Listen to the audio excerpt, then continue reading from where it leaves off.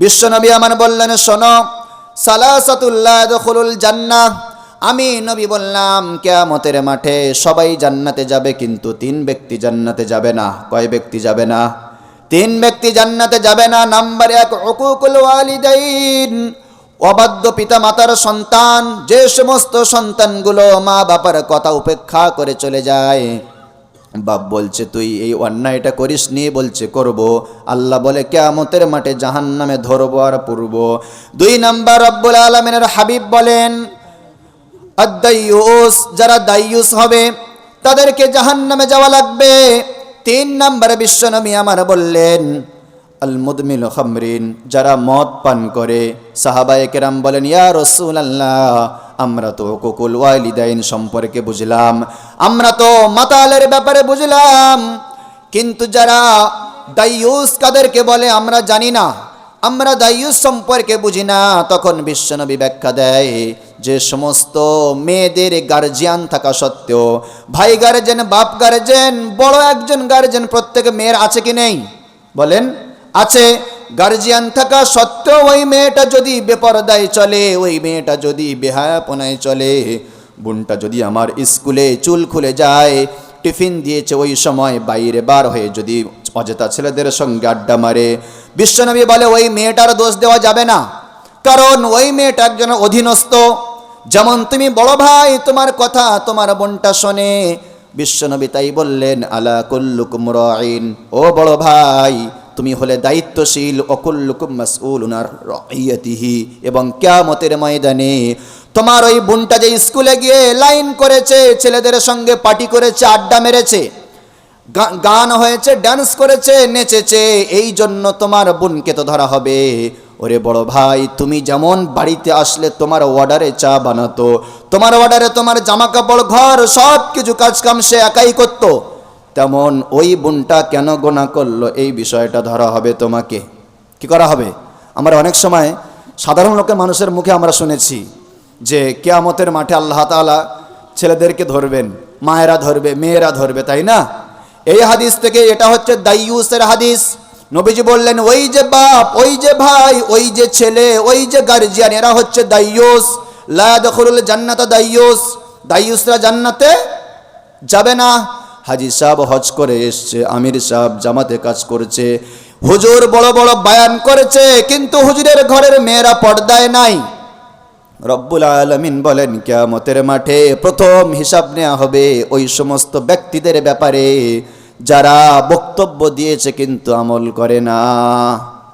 আল্লাহ বলেন, লিমা তাকুলুনা মা লা তাফআলুন, তোমরা কেন মানুষকে নসিহত করছো যেটা তুমি মানো না?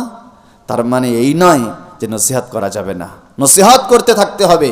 রব্বুল আলামিন বলেন, ও হাবিব, ওয়াযাক্কির ফাইন্নায যিকরা তানফাউল মুমিনিন, আপনি মুমিনদেরকে নসিহত করেন, কারণ নসিহত মুমিনদের কাজে আসে কি আসে না?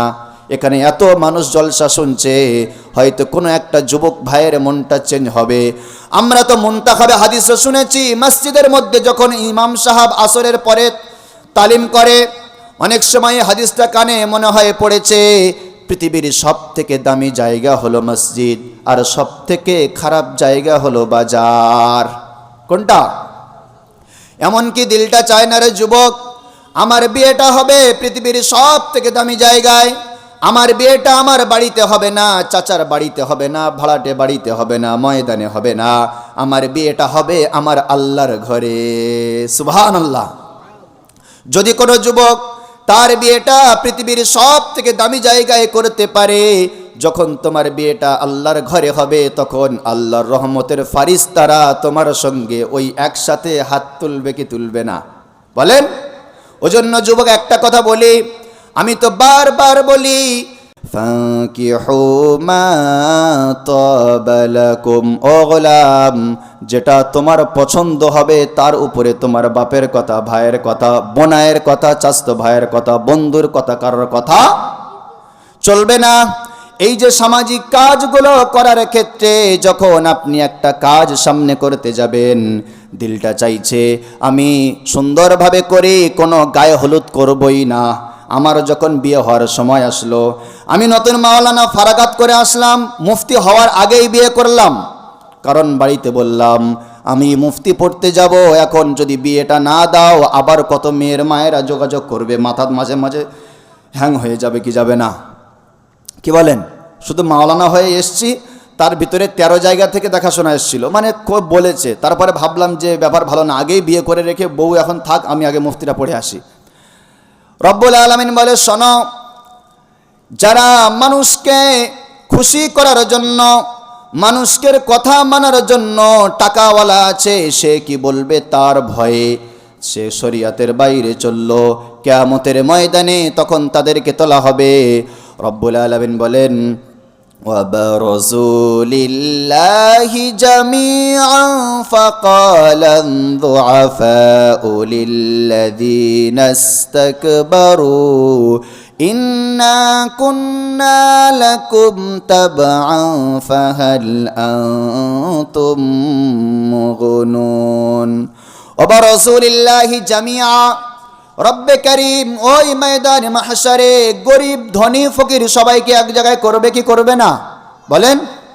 সেদিন যারা নিচু মানুষ, যারা লয়ার মানুষ, যারা অ্যাডভোকেট মানুষ, ডাক্তার মানুষ থেকে শুরু করে সব মানুষেরা সেদিনে হাজির হবে। ধনী গরিব সবাই হাজির হবে। যারা নেতাদের কথা মেনে চলতো, বড় ভাই ডাক্তার, সে বলেছে বিশাল প্যান্ডেল করা লাগবে, মেয়েদেরকে নিয়ে ডান্স করা লাগবে, বক্স বাজানো লাগবে, না তো সে আসবে না। এরকম ভাবে শরীয়ত বিরোধী কাজের কথা বলেছে। ছোট ভাই গরিব কিছু বলতে পারে না, ছোট ভাই সবগুলো সেগুলো মেনে মেনে পালন করেছে। রব্বুল আলামিন কিয়ামতের মাঠে তাদেরকে জিজ্ঞাসা করবেন, ফাকালা দুআফাউ লিল্লাযীনা ইসতাকবারু ইন্না কুন্না লাকুম তাবআ। রব্বে করিম যখন ওই সমস্ত মেয়ের মায়ের বাপের ভাইয়ের চাচার যখন ধরবে, কি কারণে শরীয়ত বিরোধী কাজগুলো করেছিলে বলো, সেই সময় গরিব মানুষেরা দৌড়ে দৌড়ে দৌড়ে দৌড়ে ওই ধনী ব্যক্তি যাদের চাপে পড়ে, ওই টাকাওয়ালা ভাইটা আমার, ওই টাকাওয়ালা মামা বলেছে, ওই টাকাওয়ালা কাকা বলেছে, তার কথা শুনে যে গুনাহের দিকে ঝাঁপ দিয়েছিল, তখন তাদের কাছে গিয়ে বলবে, ফাহাল আনতুম মুগনুনা আন্না মিন আযাবিল্লাহি মিন শাই। ও আমার টাকাওয়ালা ভাই, আজকের তোমাদের কথা শোনার কারণে, তোমাদের কথা মানার কারণে রব্বে করিম আমাকে তিনি জিজ্ঞাসিত করেছেন, তিনি আমাকে জিজ্ঞাসা করেছেন, তোমরা একটু আমাকে হেল্প করো, একটু আমাকে তোমরা বাঁচাও, তোমরা একটু আমার সাহায্যে আসো, তোমরা একটু আমাকে ছাড়াও, কারণ তোমাদের কথা চিরজীবন মেনে মেনে গিয়েছি। নামাজের সময় হয়েছে, এখনো বলছে বাগানটা পরিষ্কার হলে না হলে নামাজ পড়াতে যাবি না। ওটা পরিষ্কার বলে নাই, বলেছে পুরো বাগানটা সন্ধ্যা পর্যন্ত তোর পরিষ্কার করতে হবে, না তো তোর ব্যবস্থা হয়ে যাবে। বেচারা নামাজি মানুষ, কিন্তু গরিব বলে ওই ধনী লোকের ভয়ে নামাজে আর গেল না। বেচারা নামাজ পড়বে, বলছে তোকে যেতে হবে মিটিংয়ে, না গেলে তোর অবস্থা খারাপ, কালকে দেখে নিবি। এমন কিছু ডাকাত আছে না নাই? বলেন। সেই সমস্ত গরিব শ্রেণীর মানুষ যারা ধনীদের কথা শুনে আল্লাহর সঙ্গে বেয়াদবি করেছে, আল্লাহর দিনের বাইরে হেঁটেছে, তাদেরকে যখন ধরা হবে, কোরআন জানায় তখন সেই সমস্ত ধনী ব্যক্তিরা বলবে, ক্বালু লাউ হাদানাল্লাহু লাহাদাইনাকুম। ও আমার ভাইরা শোনো, যদি রব্বুল আলামিন আমাদেরকে হেদায়েত দিতেন, লাউ হাদানাল্লাহ, যদি আল্লাহ আমাদের হেদায়েত দিতেন, লাহাদাইনাকুম, তাহলে আমরা হেদায়েত দিতাম। দুনিয়াতে তো আমরা হেদায়েত পাই নাই, সেহেতু আমরা তোমাদের হেদায়েত দিতে পারি নাই। তারা তখন বলবে, শোনো, সাওয়াউন আলাইনা আজাজিনা আম সাবারনা মা লানা মিন মাহিস। এখন তো দেখো তোমরা ধনী, আমরা গরিব তোমরা ধনী, কিয়ামতের মাঠে সবই তো বারবার, কিছুই করার নেই, তোমরা সবর করো। সবর কি করতে বলবে? সবর করতে বলবে। বলেন তো সবরটা কিয়ামতের মাঠে করা দরকার না দুনিয়াতে করা দরকার? কোথায় করা দরকার? দুনিয়াতে করা দরকার। কোরআন ঘেটে দেখবেন রব্বুল আলামিন কোথাও এমন স্পষ্ট বলেননি, যেমন বলেছেন ইন্নাল্লাহা মাআস সাবিরিন ওয়াল্লাহু মাআস সাবিরিন। আল্লাহ বলেন আমি পরিষ্কার জানালাম, যারা সবরকারী হবে তাদের সঙ্গে কেউ না থাক, আমি আল্লাহ তাদের সঙ্গে আছি। সুবহানাল্লাহ। রব্বুল আলামিন বলেন, যখন তোমাদের উপরে বিপদ আসবে, বালা মুসিবত আসবে, আল্লাযীনা ইযা আসাবাতুহুম মুসিবা, যখন তোমাদের উপরে বালা মুসিবত আসে আর মানুষেরা পড়ে ইন্না লিল্লাহি ওয়া ইন্না ইলাইহি রাজিউন, রব্বুল আলামিন বলেন, যখন মানুষের উপরে বালা মুসিবত আসবে, যখন এই দোয়াটা পড়বে, তাদের উপরে আমি আল্লাহ রহমত নাজিল করব, শান্তি নাজিল করব। বিশ্ব নবীর হাদিস থেকে প্রমাণ, আম্মাজান উম্মে সালামা রাদিয়াল্লাহু তাআলা আনহা তিনি বলেন, তিনি হচ্ছেন নবীজির স্ত্রী। তিনি বলেন, আমার উপরে যখন একটা মুসিবত আসলো, আমার স্বামী আবু সালামা তিনি যখন ইন্তেকাল করলেন, আমি বিশ্ব নবীর ওই কথাটা, ওই হাদিসটা আমার মাথায় ছিল, আমি তখন পড়তে লাগলাম, ইন্না লিল্লাহি ওয়া ইন্না ইলাইহি রাজিউন, আল্লাহুম্মা আজিরনি ফি মুসিবাতি ওয়া আখলিফ লি খায়রাম মিনহা।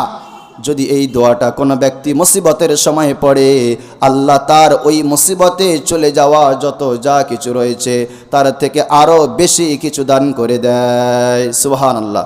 সেজন্য যখন মুসিবত আসবে না, তখন আমরা যে একটা দোয়া জানি না, শুধু ইন্না লিল্লাহি ওয়া ইন্না ইলাইহি রাজিউন এটা পড়তে হয়, তো এর সঙ্গে আরও একটা দোয়া অ্যাড হয়েছে, যেটা চোখে পড়লো আমার, মসজিদে যে মুনতাখাব আপনারা পড়েন, নতুন যে ভার্সনটা আছে ওর 490 নাম্বার পেজের একদম নিচে বাম দিকে আছে, ইন্না লিল্লাহি ওয়া ইন্না ইলাইহি রাজিউন, আল্লাহুম্মা আজিরনি ফি মুসিবাতি ওয়া আখলিফ লি খায়রাম মিনহা। উম্মে সালামা বলেন, শোনো, আমার স্বামী মারা যাওয়ার পরে আমি এই দোয়াটা পড়তে লাগলাম, বিশ্বনবীর থেকে হাদিস শুনলাম, নবীজি বলেছেন, যদি কেউ মুসিবতের মধ্যে পতিত হয় আর সে এই দোয়াটা পড়ে, আল্লাহ যে মুসিবত তাকে দিয়েছেন তার থেকে আরও দামি জিনিস তাকে দেন। আমার স্বামী তো একজন সাহাবী ছিলেন, একজন সাধারণ মানুষ, কিন্তু আমি এই স্বামী হারা হয়ে যাওয়ার পরে যখন আমি দোয়াটা পড়লাম, তখন আল্লাহ তাআলা আল্লাহ রসুলকে আমার স্বামী হিসাবে দিয়ে দিয়েছেন। সুবহানাল্লাহ। আর দ্বিতীয় কথা হচ্ছে, আমার আলোচনা দাওয়াত নেওয়ার আগে একটা নিয়ম আছে, এটা যে আমাকে বলে দিতে হবে কোন বিষয়ে আমি আলোচনা করব, আমার আলোচনা বেঁধে দিতে হবে। যাই হোক, এ প্রশ্ন বামুনহাটি ভাইদের কাছে ছিল যে আমি কোন বিষয়ে আলোচনা করব। তো ভাইয়েরা আমার যে আলোচনাটা দিয়েছেন সেটা হলো, মুসলিম সমাজ আজ এত পিছনে কেন? Doctor, master, engineer, barrister, professor, সব দিক থেকে, অর্থাৎ দ্বীনি জ্ঞান, দুনিয়াবি জ্ঞান, সব দিক থেকে মুসলিম সমাজ এখন আগিয়ে না পিছিয়ে? বলেন, পিছিয়ে। তো আসল মূল কারণটা কি? আজকের আমাদের সমাজের মধ্যে এত ফিতনা কেন, এত খারাপি কেন? সে বিষয়টা ইনশাআল্লাহ কোরআন থেকে আলোচনা করার প্রয়াস রাখছি। আল্লাহ রাব্বুল আলামিন কোরআনুল মাজিদের মধ্যে সূরা আর রুম বলে আল্লাহ তাআলা একটা আয়াত নাজিল করেছেন, একটা সূরা নাজিল করেছেন। সেই সূরার 41 নম্বর আয়াতে আল্লাহ তাআলা বলেন, যাহারাল ফাসাদু ফিল বাররি ওয়াল বাহরি বিমা কাসাবাত আইদিন নাস। তোমরা এই যে স্থলভূমি, জলভূমি, এর মধ্যে তোমরা যা কিছু দেখছো সব কিছু মানুষের কর্মফল, তাই না? কি বলেন?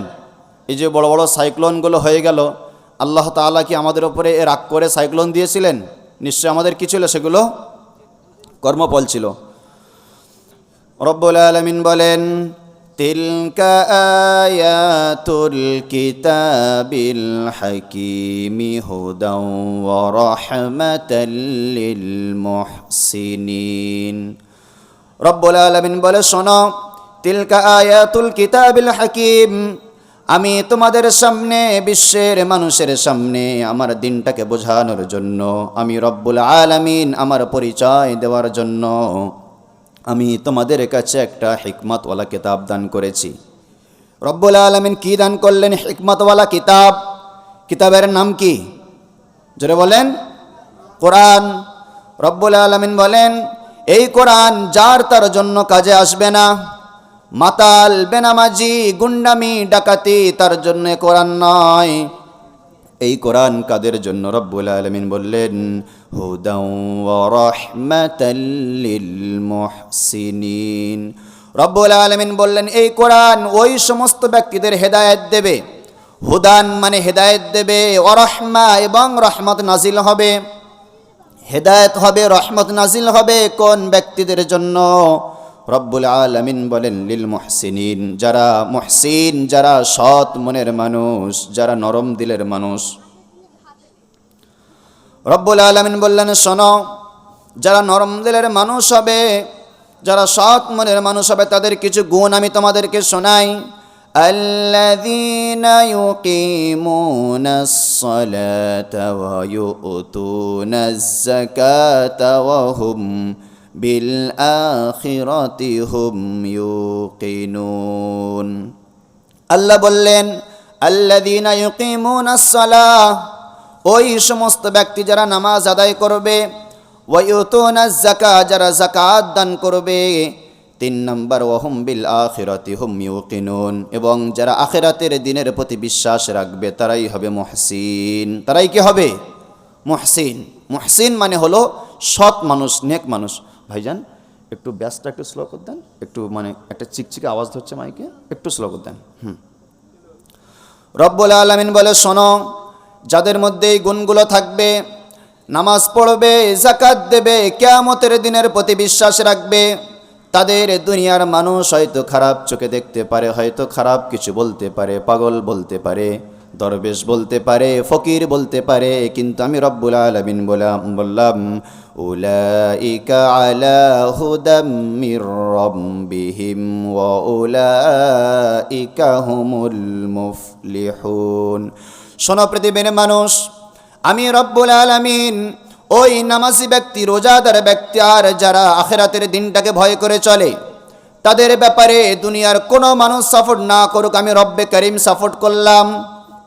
আমি আল্লাহ বললাম উলাইকা আলা হুদাম মির রাব্বিহিম ওয়া উলাইকা হুমুল মুফলিহুন। ওই সমস্ত ব্যক্তিরা হচ্ছে হেদায়েতের উপরে, এবং পরকালেই ওই সমস্ত ব্যক্তিরা নাজাত পেয়ে যাবে। সুবহানাল্লাহ। তাহলে বলেন তো, পরকালে নাজাত পাওয়ার প্রথম নাম্বার শর্ত হচ্ছে কি? বলেন, নামাজ। রব্বুল আলামিন বলে শোনো, কারণ প্রথমে আমি বললাম মুসলিম সমাজ কেন পিছিয়ে, যখন বিশ্বনবী মুহাম্মদুর রাসূলুল্লাহ সাল্লাল্লাহু, জোরে বলেন, আলাইহি ওয়াসাল্লাম, তিনি যখন দিনের দাওয়াত দেন, যখন মানুষের দ্বারে দ্বারে কোরআনের বাণী নিয়ে যায়, বিশ্বনবীর জামানায় জাদুঘরের প্রভাবটা বেশি ছিল, কবিয়ানার প্রভাবটা বেশি ছিল। মানুষ তখন একটা গাছের দিকে তাকিয়ে কবিতা লিখে ফেলতো, সমুদ্রের দিকে তাকিয়ে কবিতা লিখে ফেলতো। মানুষ তখন কবিতা বিক্রি করত, লেখা বিক্রি করত, বই বিক্রি করে বেড়াতো। তখন বিশ্বনবীর উপরে এই কোরআন নাজিল হয়, তখন আরবের মানুষেরা অনেকেই ভেবেছে হয়তো মুহাম্মদ কোথাও থেকে এই কোরআন হয়তো কারোর কাছে কিনে কিনে নকল করে আমাদের শোনায়। রব্বুল আলামিন বললেন শোনো আমার নবী, কিছু মানুষ এমন আছে যারা সমাজের মধ্যে ফিতনা ছড়াতে প্রস্তুত। আল্লাহ বলেন ওয়ামিনান নাসি মান ইয়াশতারি লাহওয়াল হাদিসি লিয়ুযিল্লা আন সাবিলিল্লাহ। মানুষদের মধ্যে কিছু মানুষ এমন আছে দেখবে, যারা বিভ্রান্তকর কথাগুলো সবসময় নিয়ে থাকে, যারা মানুষের বিভ্রান্তকর বিষয়গুলো সবসময় নেয়, যারা মানুষের খারাপি কথাগুলো, কোন কথার দ্বারা সমাজকে খারাপ করা যায়, কোন কথার দ্বারা দিনের কাজটাকে আঘাত করা যায়, সেই সমস্ত জিনিসগুলো নিতে থাকে। রব্বুল আলামিন বললে শোনো, তারা কি জন্য এই সমস্ত কাজ করে? চায়ের দোকানে বসে আছে, বাজারে বসে আছে, শানের উপরে বসে আছে, হয়তো দিনের কোনো কথা আলোচনা হলো, সেই সময় দিনের কথা উপেক্ষা করে কোনো আরেকটা কথা সেখানে বলে দিল। রব্বুল আলামিন বলে শোনো, ওই সমস্ত ব্যক্তিগুলো যারা এই রকম কারুকার্যতার মধ্যে লিপ্ত থাকে, তারা উল্টা পাল্টা বকওয়াস নিয়ে দিনের ওপরে আক্রমণ করে, তাদের পরিচয় আমি আল্লাহ দিলাম। আর তাদের উদ্দেশ্যটা কি? লিয়ুযিল্লা আন সাবিলিল্লাহি বিগাইরি ইলম। ওই সমস্ত মানুষ যারা চায়ের দোকানে বসে ফতোয়া দেয়, যারা হগল কাটতে গিয়ে, ধান জমিতে গিয়ে যারা ফতোয়া দেয়, যারা বলে নামাজ না পড়লে কি হবে, ইমানটা ঠিক আছে, আমার জাকাতের হিসাব আমি দেখে নেব, অন্তরের পর্দা, বড় পর্দা, এমনি সত্যিকারে পর্দা লাগবে না। রব্বুল আলামিন বলে, শোনো, লিউজিল্লা আন সাবিলিল্লাহ, ওই সমস্ত মানুষ তারা অন্য মানুষদেরকে আমার রাস্তা থেকে ভটকায় দেয়, আমার রাস্তা থেকে সরে দেয়, বিগাইরি ইলম, তাদের কোনো জ্ঞান নাই, তাদের কোনো শিক্ষা নাই। ওই সমস্ত মানুষদের রব্বুল আলামিন চিহ্নিত করেছেন। ওই সমস্ত মানুষদের সামনে যখন কোরআনের কথা বলা হবে, যখন হাদিসের কথা বলা হয়, রব্বুল আলামিন বলেন, ওয়ায়াত্তাখিযাহা হুজুয়া, তারা আলেমদের কথাগুলো শোনে এবং তারা সেই কথাগুলো নিয়ে মাজাক ইয়ারকির সঙ্গে উড়িয়ে দেয়। এমন মানুষ গ্রামে নেই? বলেন। এটা সূরা লুকমানের শুরু থেকে তাফসীর হচ্ছে। আয় বাবু, তোমরা কথা বলবে না, চুপ থাকবে, সামনে সারি কথা বলবে না। রব্বুল আলামিন কি সুন্দর আমাদের শেখাচ্ছেন সূরা লুকমান থেকে। আল্লাহ রব্বুল আলামিন বলে, শোনো, ওয়াত্তাখিযাহু হুজুয়া, যখন তাদের সামনে কোরআনের কথা বলা হবে, হাদিসের কথা বলা হবে, তখন সেই সমস্ত ব্যক্তিরা আমার এই কোরআনের বাণীগুলো নিয়ে তারা ইয়ারকির মধ্যে মেতে যাবে।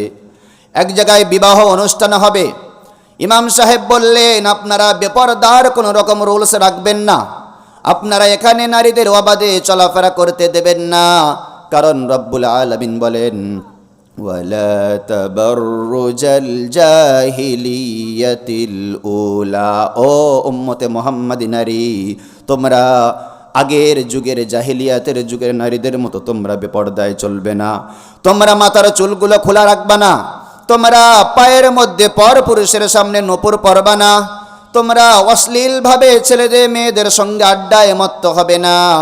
ইমাম সাহাব যখন জুমা মসজিদ থেকে ঘোষণা করলেন, তখন কিছু মুসল্লি যারা বার হয়ে বলল, আরে ইমাম সাহেবের কথা ছেড়ে দাও, ইমাম সাহেব তার কথা তিনি বলবেন, হুজুর তো হুজুরের কথা বলবেন, আমাদের কাজ করে যেতে হবে।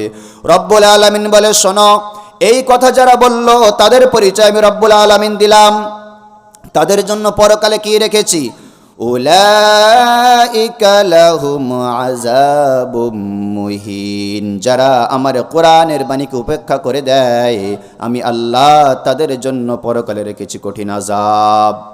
রব্বুল আলামিন আরো ক্লিয়ার করছেন, আজকের মুসলিম সমাজ কেন এত পতিতালিত হয়ে যাচ্ছে, কেন এত নিপীড়িত, কেন এত ডুবে যায়, কোরআন খুললে সবগুলো সামনে আসছে।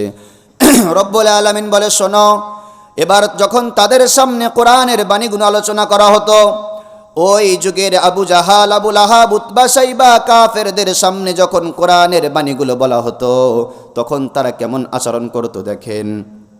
আল্লাহ বলেন, ওয়াইযা তুতলা আলাইহি আয়াতুনা ওয়াল্লা মুস্তাকবিরান কাআল্লাম আসমাআহা। রব্বুল আলামিন বললেন, ওয়াইযা তুতলা আলাইহি আয়াতুনা, যখন তাদেরকে আমার বাণীগুলো শোনানো হয়, তখন তারা ওয়াল্লা মুস্তাকবিরা, তারা তখন পিছন দিকে টান মারে, হুজুরের ওই কোরআন হাদিসের বয়ান শুনবে না, মুস্তাকবিরা, অহংকারী দেখায়, গরমগিরি দেখায়, এবং এমন ভাব তারা করে, কাআল্লাম আসমাহা, তারা যেন শুনতে পায় নাই। একজন হুজুর এসে বলে গেল, সুদের কারবার করবে না। রব্বুল আলামিন বললেন, ওই সমস্ত লোকগুলো কেমন দেখো, কাআল্লাম আসমাহা ফি উযুনাইহি ওয়াকরা, তারা যেন শুনতে পায় নাই, তাদের কানের মধ্যে যেন তালা লেগে আছে, তালা। হক কথাটা যখন বললেন, তখন সেই জিনিসটা শুনতে পেল না। আল্লাহ বলে, ওই যে মানুষটা হক কথা শোনার পরেও যেন না শোনার ভান করেছে। ও রাসূল, আপনি আর চুপ করে বসে থাকবেন না, আপনি তাদেরকে বলেন, ফাবাশশিরহু বিআযাবিন আলীম, আপনি তাদেরকে কঠিন শাস্তির ঘোষণা তাদেরকে শুনিয়ে দেন। দেখেছেন, এই জন্য তো আজকের মুসলিম সমাজ পিছিয়ে যাচ্ছে। যদি মেম্বার সাহেব একটা কথা বলে, সেই কথাটা শোনা লাগবে, লাগবে কি লাগবে না বলেন? যদি মেম্বার বলে একটা পার্টির মিটিং আছে, মিছিল আছে, যাওয়া হবে তো ইনশাল্লাহ? আরে ইনশাল্লাহ বলতে হবে না, আরে যাবি বেদাকা যাবে নাকি? সব কিছু খাওয়ান দাওয়ানের ব্যবস্থা, তার সঙ্গে কিছু টাকাও দেওয়া যাবে, এমন হয় না? আরে বাস্তবগুলো তো কোরআন বলছে, তাই না?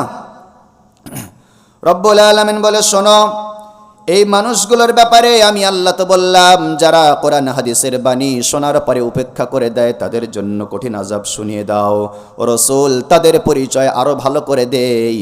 যখন তাদের সামনে কোরআনের বাণীগুলো তুলে ধরা হতো, আবু জাহাল, আবু লাহাব, মুনাফিকের দল আরো যারা ছিল, তাদের সামনে যখন কোরআনের বাণীগুলো তোলা হতো, তখন তারা কি করত? ওয়ায়াকুলুনা আমান্না বিল্লাহি ওয়া রাসূলি, ওয়ায়াকুলুনা আমান্না বিল্লাহ। বিশ্ব নবীর কথা শোনার পরে বলতো, ও মুহাম্মদ, সকলে পড়ি সাল্লাল্লাহু আলাইহি ওয়াসাল্লাম, আমরা আমান্না বিল্লাহ, আল্লাহর প্রতি ঈমান আনলাম, অবির রাসূল, এবং আপনার প্রতি ঈমান আনলাম, ওয়া আতাআনা, এবং আমরা আপনার এবং আল্লাহর রাসূলের কথাগুলো মানলাম। আপনি বলেছেন যে বাণীগুলো কোরআন থেকে, আমরা সব কিছু মানলাম, আমরা এদিক ওদিক করতে যাব না। যখন এমন করলো, বিশ্ব নবীর সামনে থেকে তারা আবার যখন সরে আসে, নবীর কোরআনী মজমা থেকে তখন তারা সরে যায়। সরে যাওয়ার পরে আবার তারা বলে, সুম্মা ইয়াতাওয়াল্লা ফারিকুম মিনহুম মিন বা'দি যালিক।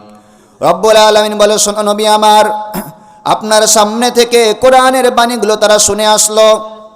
শুনে আসার পরে তারা দূরে গিয়ে তাদের মধ্যে কিছু মানুষ তারা অন্যদিকে হাঁটলো, আপনার কথাগুলো শুনলো না। ও রাসূল, আপনি হয়তো ভেবেছেন সবাই মুমিন। ও রাসূল শোনেন, ওয়ামা উলাইকা বিল মুমিনিন। ও রাসূল, আপনি শোনেন, ওই সমস্ত মানুষ যারা কোরআনের কথাগুলো শুনলো কিন্তু তার উপরে মানলো না, সেগুলো ইগনোর করে চলে গেল, তারা কিন্তু মুমিনদের মধ্যে নয়। আমি তাদের আরো পরিচয় দেই। এবার ওই সমস্ত মানুষগুলো যখন কোনো একটা সামাজিক, পারিবারিক, বৈবাহিক, সাংসারিক কোনো একটা বিপদের সম্মুখীন হয়, মানুষের জীবনে বিপদ আসে কি আসে না বলেন? সবার তো আসে কম বেশি।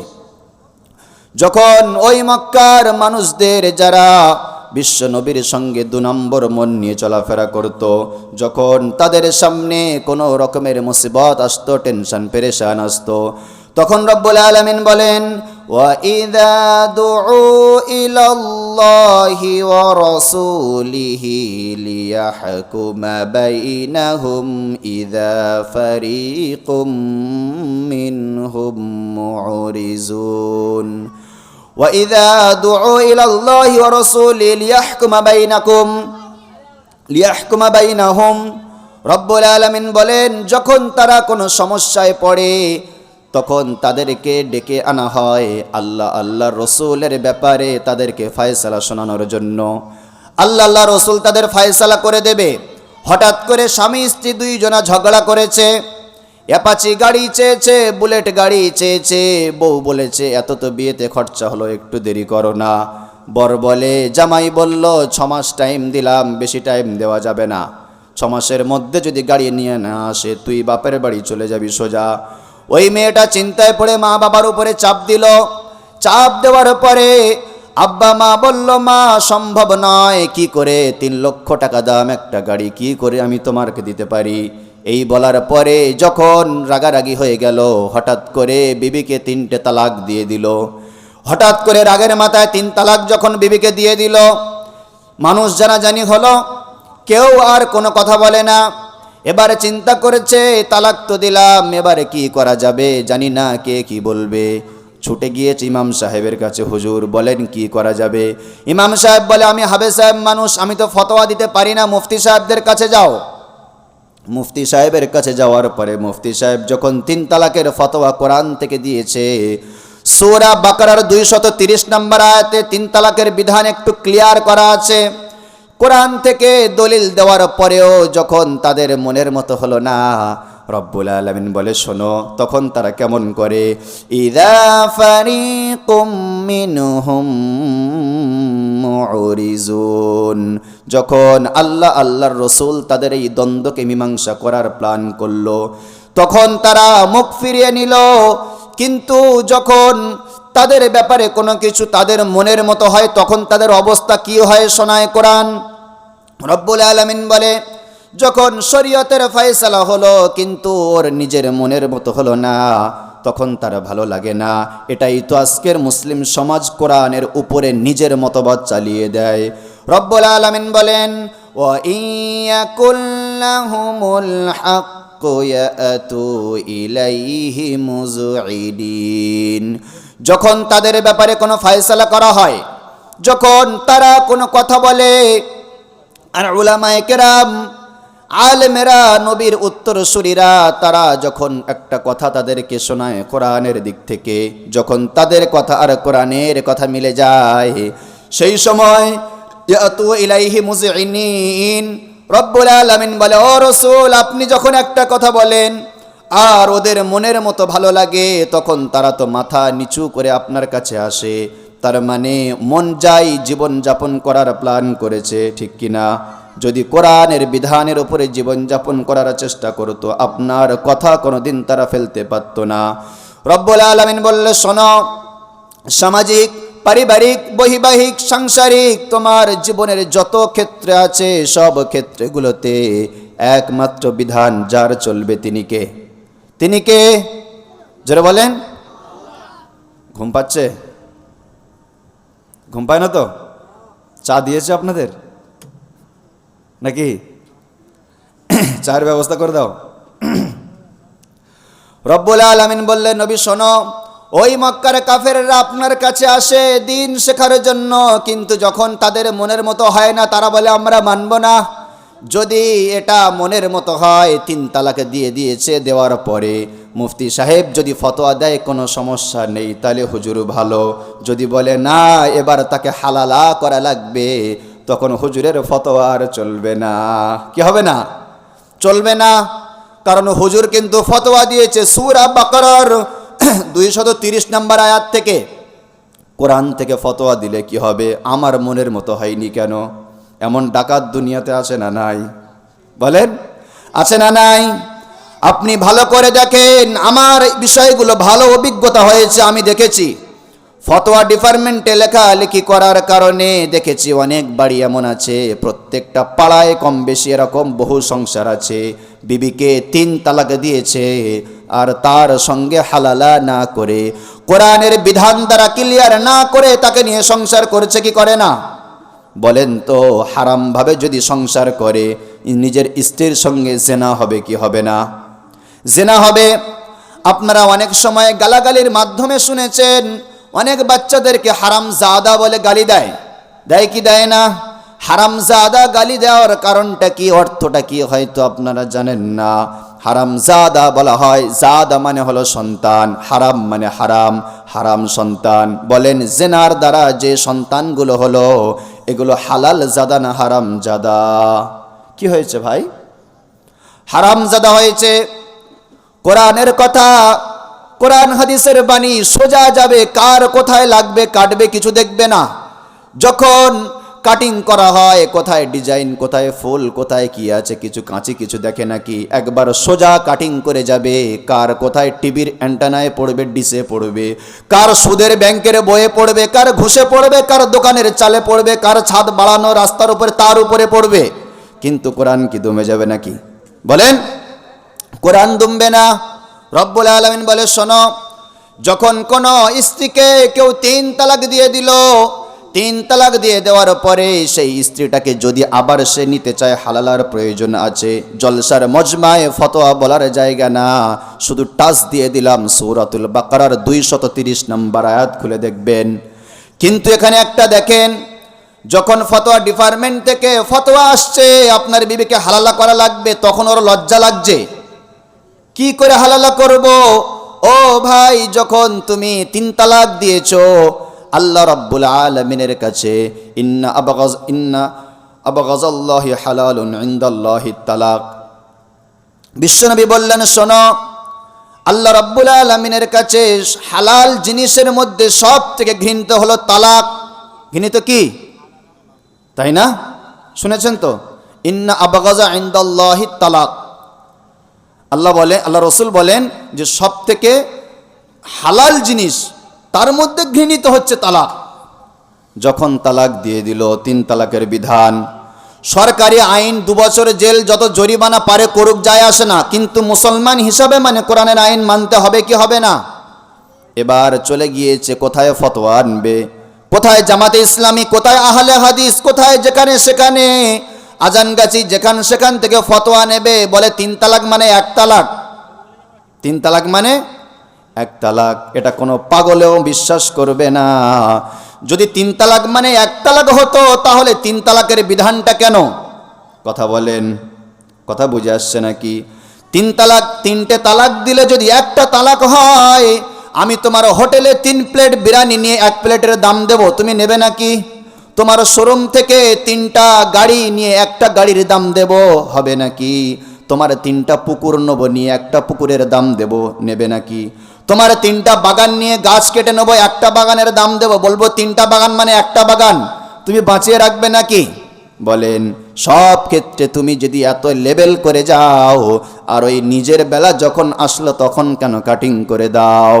রব্বুল আলামিন বলে, নবী আমার শোনো, এই ক্যাটাগরির মুসলমান, এদের অন্তরে কি হয়েছে দেখেন। কোরআন বলেন, আফি কুলুবিহিম মারাদুন আমিরতাবু আম ইয়াখাফুনা আইয়াহিফাল্লাহু আলাইহিম ওয়া রাসূলুহু। রব্বুল আলামিন বলে, শোনো নবী আমার, আফি কুলুবিহিম মারাদুন, তাদের অন্তরে কোনো রোগ আছে নাকি? তাদের অন্তরে কোনো ব্যাধি আছে নাকি? আম আমিরতাবু আম ইয়াখাফু আন ইয়াহিফাল্লাহ, অথবা তারা কি সন্দেহের মধ্যে আছে নাকি? তারা কি অবিশ্বাস করেছে নাকি? অথবা তারা কি ভয় করেছে নাকি যে আল্লাহর রসুল তাদের সঙ্গে কোনো 2 নম্বরী ব্যাপার করবে? আল্লাহর রসুল তাদের উপরে কোনো জুলুম করতে চায়? কোরআন কারোর উপরে কোনোদিন জুলুম করেছে? বলেন। কোরআনের বিধান হলো, যদি কোনো বিবাহিত পুরুষ অথবা বিবাহিত নারী যদি জিনা করে, তাদেরকে সংসার করে দাও। কোরআনের বিধান, যদি কোনো বিয়েওয়ালা ছেলে অন্য কোনো মেয়ের সঙ্গে খারাপ সম্পর্কে লিপ্ত হয়ে যায়, কোরআন বলছে কোমর পর্যন্ত মাটি খোঁড়ো, তাকে পুঁতে দাও, প্রকাশ্য সব মানুষের সামনে ময়দানে তার উপরে পাথর মেরে মেরে মেরে ফেলো। বলেন তো কলিজার টুকরা মুসলমান, যদি এই রকমভাবে কোরআনের আইন মেনে যদি একজনকে শেষ করা যায়, তাহলে ওই শাস্তি দেখে আরো 10 জন শুধরাবে কি শুধরাবে না? বরং যে ছেলেটা অন্যায় করেনি, তাকে ছাদ দিয়ে ফেলে দিয়ে মেরে দিচ্ছে কি দেয় না? আমি তো দেখছি কেসগুলো চাপা পড়ছে। আনিস খান কোনো অন্যায় করেনি, হকের কথা বলেছে, তাই তাকে সরিয়েছে কি সরায়নি? আনিস খানের দোষ এখনো পর্যন্ত সিবিআই তদন্তে করে প্রকাশ করতে পারেনি। যখন একটা কাউন্টার হলো, সেই কাউন্টার চেপে দেওয়ার পরে অন্য একটা কেস সামনে আনলো, কিন্তু আসল যারা দোষী, যারা আমার বোনকে হসপিটালে মেরে ফেলেছে, একজন কি ধর্ষণ করলে অমনটা ঘটে নাকি? একজন ধর্ষণ তো করেনি, করেছে 12 থেকে 15 জন, বাকি আসামিগুলো কোথায়? বলেন, যদি কোরআনের আইন একটু দেখানো যেত, ওই রকম আমার একটা বোন নয়, শত শত বোনের জীবনগুলো বেঁচে যেত, ঠিক না? তাই রব্বুল আলামিন বলে, রাসূল আমার শোনো, ওই সমস্ত মানুষ যারা কোরআনের উপরে আইন চালায় আর কোরআনকে বিশ্বাস করতে চায় না, তাদের ব্যাপারে তো কঠিন শাস্তি রয়েছে। ও রাসূল, আমি তো এতক্ষণ ওই সমস্ত মুনাফিকদের পরিচয় দিলাম, শোনেন এবার আমি মুমিনদের পরিচয় দেই, ইমানদারদের পরিচয় দেই। ইমানদার যারা, তাদের পরিচয় কেমন হবে দেখেন। রব্বুল আলামিন বলেন, ইন্নামা কানা কাওলাল মুমিনিনা ইযা দুউ ইলাল্লাহি ওয়া রাসূলিহি লিয়াহকুমা বাইনাহুম আন ইয়াকুলু সামি'না ওয়া আতা'না উলাইকা হুমুল মুফলিহুন। রব্বুল আলামিন বললেন, নবী শোনেন, ইন্নামা কানা কাওলাল মুমিনিন, যারা মুমিন হবে তাদের কথার ধরন কেমন হবে আপনি দেখেন। আপনার সামনে হয়তো কোরআনের আলোচনা হচ্ছে, এতক্ষণ তো বুঝলেন যারা 2 নাম্বার মুসলমান তাদের পরিচয়টা কেমন। এবার আপনি আজকের এই আলোচনাটা ধ্যান দিয়ে শোনেন, আগামীকাল সকাল থেকে মাথায় রাখবেন, একজন হুজুর এসে বক্তব্য দিয়ে গেলেন, যারা মুমিন হবে তাদের পরিচয় কেমন দেখেন, তাদের জবানের কথা কেমন হবে দেখেন। রব্বুল আলামিন বলেন, ইযা দুউ ইলাল্লাহি ওয়া রাসূলিহি লিয়াহকুমা বাইনাহুম, যখন ওই সমস্ত মুমিনরা কোনো মুসিবতের মধ্যে পড়বে, যখন কোনো বিপদের সম্মুখীন হবে, শরীয়তের ফয়সালা আসবে, যখন একটা সামাজিক কাজ করতে যাবে, সেই সময় সামাজিক কাজ যদি হয় সেটা ইসলামের তরিকায় হওয়া লাগবে কি লাগবে না? বলেন, বিয়ে বাড়িটা সামাজিক কাজ না অসামাজিক? বলেন, মুখে ভাত সামাজিক না অসামাজিক? গায়ে হলুদ সামাজিক না অসামাজিক? চিল্লা কন, গায়ে হলুদরা সামাজিক না অসামাজিক? বলতে হবে, বলুন। গায়ে হলুদরা সামাজিক না অসামাজিক? অসামাজিক কাজ। তাহলে সামাজিক কাজ যখন আপনি করবেন তখন পরামর্শ কার কাছ থেকে নেবেন? এমপি, এমএলএ, প্রধান, মেম্বার, মাতাল, মতকর, আলেম, কার কাছ থেকে নেবেন? আলেমের কাছ থেকে পরামর্শ নেবেন। রব্বুল আলামিন বলে, ও রাসূল, আমি মুমিনদের পরিচয় দিলাম, যখন তারা কোনো সামাজিক কাজ কর্ম করতে যাবে তারা তখন আলেমের কাছে যাবে। হুজুর বলেন, আমার মেয়েটার বিবাহ দেব, এখন মেয়েটার পাঞ্চিনি হবে। এখানে পাঞ্চিনি বলে, তাই না? 24 পরগনাতে ওখানে দেখাশোনা, ফাইনাল পাকা দেখাশোনা বলে। যাই হোক, পাঞ্চুনি হবে। পাঞ্চুনি যখন হবে, পাঞ্চুনিটা ইসলামের তরিকায় কেমনভাবে করব, একটা আলেমের থেকে পরামর্শ নেওয়ার দরকার আছে না নাই? বলেন, আপনি যখন পাঞ্চুনি করতে আসছেন, আপনার মেয়েটার দ্বারা কত গুনাহ হচ্ছে আপনার নিজেরও খবর নাই। কেন আপনি একজন পিতা হয়ে আপনার মেয়েটার জীবনটা সুন্দর একটা লাইনে যাচ্ছে, আপনি শুরু থেকে তার জীবনটা গুনাহের দিকে ঠেলছেন? রব্বুল আলামিন বলে, শোনো নবী আমার, যারা মুমিন হবে, মুসলমান হবে, তারা আলেমদের কাছে যাবে, হুজুর আমি মুমিন, মুসলমান, ইমানদার, আমার মেয়েটার বিয়ে দেবো নবীর সুন্নত তরিকায়। আপনি বলেন কিভাবে সুন্নত তরিকা ইসলামে আছে, আপনি আমাকে একটু বলেন। যখন সেই আলেম সাজেশন দেবে, বাপ, ও মুরব্বী চাচা, ও দাদা, ও ভাই, এইভাবে এইভাবে এইভাবে তোমার বোনের বিবাহটা তুমি সাজাও, তখন যদি সে মুমিন হয় তখন তার কথা হবে কেমন দেখেন। আইয়াকুলু সামি'না ওয়া আতা'না, ও রাসূল, তখন যদি সত্যিকারে মুসলমান বলে দাবি করে তখন সে বলবে, হুজুর আপনি সঠিক কথা বলেছেন, আপনি রাইট কথা বলেছেন, আপনার কথা যেটা হয়েছে এর ওপরে কোনো কথা নেই, আপনার কথা শুনবো এবং সামি'না ওয়া আতা'না কথাটাও মানবো। কি করব? কথাটাও মানবো, আপনার কথার বাইরে যাব না। রব্বুল আলামিন বলে, শোনো, যদি এই হুজুরের কথা শুনে, আলেমের কথা শুনে তার বোনের বিয়েটা, তার মেয়ের বিয়েটা, দাদু নাতনির বিয়েটা যদি ইসলামের তরিকায় দেয়, আল্লাহ বলেন, উলাইকা হুমুল মুফলিহুন। আমি আল্লাহ ওই মেয়েকে বললাম, আমি আল্লাহ ওই দাদাকে বললাম, ওই চাচাকে বললাম, ওই ভাইকে বললাম, দুনিয়ার মানুষ হয়তো অনেক কিছু বলবে, কিন্তু আমি আল্লাহ তাদেরকে বললাম, দুনিয়ার সব মানুষ যা বলে বলুক, আমার ওই বান্দা কটা হলো কামিয়াব। সুবহানাল্লাহ। একটা কথা বলি, যদি বিয়ের সময় এরকম নিয়ম করা যায় যে একটাও মেয়ের চুল দেখা যাবে না, সব বাহিজাব আসবে, বেহিজাব কেউ আসবে না, আপনার কথা শুনতে হবে। আমি পরীক্ষিত বিষয় এটা আমার। কি বললাম বুঝতে পেরেছেন? আমি একটা নিয়ম করেছিলাম একটা বিয়েতে, যে বউ যে হবে সে মুখ খুলে দেখাবে না, বউ যে হবে সে মুখ খুলবে না। কারণ আজকের যে বিয়ে হচ্ছে আমার স্ত্রীর সাথে, আমার স্ত্রীটা পাবলিক না প্রাইভেট? বলেন, পাবলিক, প্রাইভেট? আপনার দামি মোবাইলটা আপনি কি চান কেউ নিয়ে ঘাঁটুক? বলেন, আপনার গাড়ি কেউ চালাক মন চায়? তাহলে কি করে মনটা চায় আমার বিবির মুখটা অন্য কেউ দেখুক?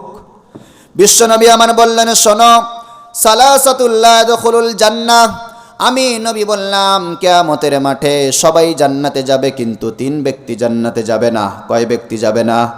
3 ব্যক্তি জান্নাতে যাবে না। নাম্বার 1, উকুকুল ওয়ালিদাইন, অবাধ্য পিতা মাতার সন্তান। যে সমস্ত সন্তানগুলো মা বাবার কথা উপেক্ষা করে চলে যায়, বাপ বলছে তুই এই অন্যায়টা করিস নি, বলছে করব। আল্লাহ বলে কিয়ামতের মাঠে জাহান্নামে ধরবো আর পুরব। 2 নাম্বার রব্বুল আলামিনের হাবিব বলেন আদ-দাইয়ুস, যারা দাইয়ুস হবে তাদেরকে জাহান্নামে যাওয়া লাগবে। 3 নাম্বারে বিশ্বনবী আমার বললেন আল মুদমিল খামরিন, যারা মদ পান করে। সাহাবায়ে কেরাম বলেন ইয়া রাসূলুল্লাহ, আমরা তো হুকুকুল ওয়ালিদাইন সম্পর্কে বুঝলাম, আমরা তো মাতালের ব্যাপারে বুঝলাম, কিন্তু যারা দাইয়ুস কাদেরকে বলে আমরা জানি না, আমরা দাইয়ুস সম্পর্কে বুঝি না। তখন বিশ্বনবী ব্যাখ্যা দেয় যে সমস্ত মেয়েদের গার্জিয়ান থাকা সত্ত্বেও, ভাই গার্জেন, বাপ গার্জেন, বড় একজন গার্জেন প্রত্যেক মেয়ের আছে কি নেই বলেন? আছে। গার্জিয়ান থাকা সত্ত্বেও ওই মেয়েটা যদি বেপরদায় চলে, ওই মেয়েটা যদি বেহায়াপনায় চলে, বোনটা যদি আমার স্কুলে চুল খুলে যায়, টিফিন দিয়েছে ওই সময় বাইরে বার হয়ে যদি অযথা ছেলেদের সঙ্গে আড্ডা মারে, বিশ্বনবী বলে ওই মেয়েটার দোষ দেওয়া যাবে না, কারণ ওই মেয়েটা একজন অধীনস্থ। যেমন তুমি বড় ভাই, তোমার কথা তোমার বোনটা শোনে। বিশ্বনবী তাই বললেন আলা কুল্লুকুম রাঈন, ও বড় ভাই তুমি হলে দায়িত্বশীল, অকুল্লুকুম মাসউলুন আর রাইয়াতিহি, এবং কিয়ামতের ময়দানে তোমার ওই বোনটা যে স্কুলে গিয়ে লাইন করেছে, ছেলেদের সঙ্গে পার্টি করেছে, আড্ডা মেরেছে, গান হয়েছে, ডান্স করেছে, নেচেছে, এই জন্য তোমার বোনকে তো ধরা হবে। ওরে বড় ভাই, তুমি যেমন বাড়িতে আসলে তোমার অর্ডারে চা বানাতো, তোমার অর্ডারে তোমার জামা কাপড়, ঘর সব কিছু কাজকাম সে একাই করতো, তেমন ওই বোনটা কেন গোনা করলো, এই বিষয়টা ধরা হবে তোমাকে। কি করা হবে? আমরা অনেক সময় সাধারণ লোকের মানুষের মুখে আমরা শুনেছি যে কিয়ামতের মাঠে আল্লাহ তাআলা ছেলেদেরকে ধরবেন, মায়েরা ধরবে, মেয়েরা ধরবে, তাই না? এই হাদিস থেকে এটা হচ্ছে দাইয়ুসের হাদিস। নবীজি বললেন ওই যে বাপ, ওই যে ভাই, ওই যে ছেলে, ওই যে গার্জিয়ান, এরা হচ্ছে দাইয়ুস। লা ইয়াদখুলুল জান্নাতা দাইয়ুস, দাইয়ুসরা জান্নাতে যাবে না। হাজি সাহেব হজ করে এসছে, আমির সাহেব জামাতে কাজ করছে, হুজুর বড় বড় বায়ান করেছে, কিন্তু হুজুরের ঘরের মেয়েরা পর্দায় নাই। রব্বুল আলামিন বলেন কিয়ামতের মাঠে প্রথম হিসাব নেওয়া হবে ওই সমস্ত ব্যক্তিদের ব্যাপারে যারা বক্তব্য দিয়েছে কিন্তু আমল করে না। আল্লাহ বলেন লিমা তাকুলুনা মা লা তাফআলুন, তোমরা কেন মানুষকে নসিহত করছো যেটা তুমি মানো না? তার মানে এই নয় যে নসিহত করা যাবে না, নসিহত করতে থাকতে হবে। রব্বুল আলামিন বলেন ও হাবিব ওয়াযাক্কির ফাইন্নায যিকরা তানফাউল মুমিনিন, আপনি মুমিনদেরকে নসিহত করেন, কারণ নসিহত মুমিনদের কাজে আসে কি আসে না? এখানে এত মানুষ জলসা শুনছে, হয়তো কোনো একটা যুবক ভাইয়ের মনটা চেঞ্জ হবে। আমরা তো মুনতাখাবে হাদিসও শুনেছি, মসজিদের মধ্যে যখন ইমাম সাহেব আসরের পরে তালিম করে, অনেক সময় হাদিসটা কানে মনে হয় পড়েছে পৃথিবীর সব থেকে দামি জায়গা হলো মসজিদ, আর সব থেকে খারাপ জায়গা হলো বাজার। কোনটা? এমনকি দিলটা চায় না রে যুবক, আমার বিয়েটা হবে পৃথিবীর সব থেকে দামি জায়গায়, আমার বিয়েটা আমার বাড়িতে হবে না, চাচার বাড়িতে হবে না, ভাড়াটে বাড়িতে হবে না, ময়দানে হবে না, আমার বিয়েটা হবে আমার আল্লাহর ঘরে। সুবহানাল্লাহ। যদি কোনো যুবক তার বিয়েটা পৃথিবীর সব থেকে দামি জায়গায় করতে পারে, যখন তোমার বিয়েটা আল্লাহর ঘরে হবে, তখন আল্লাহর রহমতের ফারিস্তারা তোমার সঙ্গে ওই একসাথে হাত তুলবে কি তুলবে না বলেন? ওজন্য যুবক একটা কথা বলি, আমি তো বারবার বলি, বিয়েটা হচ্ছে ছেলেদের জন্য, মেয়েদের জন্য বিরাট একটা চেঞ্জ স্টেশন। একটা চেঞ্জ স্টেশন যখন তোমার সামনে আসে, এই প্ল্যাটফর্ম থেকে ওই প্ল্যাটফর্মে গিয়ে ট্রেন ধরতে হবে, বলেন তো কতটা ভিড়ভাট্টা, কতটা সমস্যা হয়। ওই সময় যদি ওই ট্রেনের মধ্যে গিয়ে তুমি জায়গা না পাও, এত কষ্ট করে যাওয়ার পরে মাথা গরম হবে কি হবে না?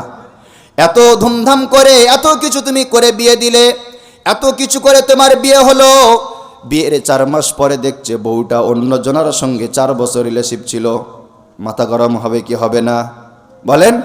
রব্বুল আলামিন বলে শোনো, ওয়ালা তাজিরু ওয়াজিরাতুম বিজরা উখরা, কেউ কারোর বোঝ নেবে না, তুমি যেমন কর্ম করবে তেমন ফল পাবে। বিয়ের আগে তুমি যে 4 বছর ফোনে জেনা করেছো, বিয়ের পরে তোমার 4 বছর ওই রকম কষ্ট ভোগ করতে হবে। যদি তওবা করে না, ব্যাপারটা আলাদা। তাহলে যুবকেরা শোনো, যা কিছু করা লাগবে পরামর্শ কার সাথে করব? জমি জায়গার কাগজের ব্যাপারে আসলে উকিলের সাথে, ডকুমেন্টসের ব্যাপারে আসলে কোনো সাইবার ক্যাফে, ব্যাংকের ব্যাপারে হলে ব্যাংকের ম্যানেজারের সাথে, শরিয়াতের বিষয় হলে কার সাথে বলেন? কোনো আলেমের সাথে। আমি সব সময় বলি, যেমন তোমার শারীরিক ব্যাপারে ডাক্তার ধরেছো, জমি জায়গার ব্যাপারে তুমি একটা উকিল ধরেছো, তোমার দেখাশোনার জন্য তুমি বিয়ের একটা উকিল ধরেছো, তেমন তোমার নামাজ, রোজা, হজ, যাকাত, আকিকা, ফিতরা সব শরিয়াতের বিধানগুলো সুন্দরভাবে সম্পূর্ণ করার জন্য কোনো আলেমকে ধরে নাও। কাকে ধরা লাগবে? আলেমের ধরা লাগবে। রব্বুল আলামিন বলে, শোনো নবী আমার, ওই সমস্ত মানুষ যারা কোরআনের ডিসিশন নেওয়ার জন্য গেল আর কোরআনের ডিসিশন মেনে নিল, তারা কেমন মানুষ? মাইয়ুতিইল্লাহা ওয়া রাসূলাহু ওয়া ইয়াখশাল্লাহা ওয়া ইয়াত্তাকিহি ফাউলাইকা হুমুল ফাইজুন। রব্বুল আলামিন বললেন, নবী আমার শোনো, ওই সমস্ত মানুষ যারা দেখবে সামাজিক কাজ করার ক্ষেত্রে যখন বিশাল টাকাওয়ালা আছে কিন্তু বিয়েটা মসজিদে পড়াচ্ছে, অথবা যখন বউ ভাত করছে, বউ ভাতে নিয়ম করেছে camera the not allow, camera চলবে না, বিনা হিজাব নট অ্যালাউ, কোনো বিনা হিজাবের মেয়ে চলবে না, কোনো রকমের গান বাজনা চলবে না, তখন দেখবে অনেক মানুষ অনেক কথা বলবে, এরা সমাজে চলে না, সমাজ বোঝে না, সমাজের সঙ্গে তাল মেলায় না, এরা অনেক রকম লো ক্যাটাগরির মানুষ, অনেক কথা বলে তাদেরকে থ্রেট করে কি করে না বলেন? তাদেরকে অপমান করা হয়।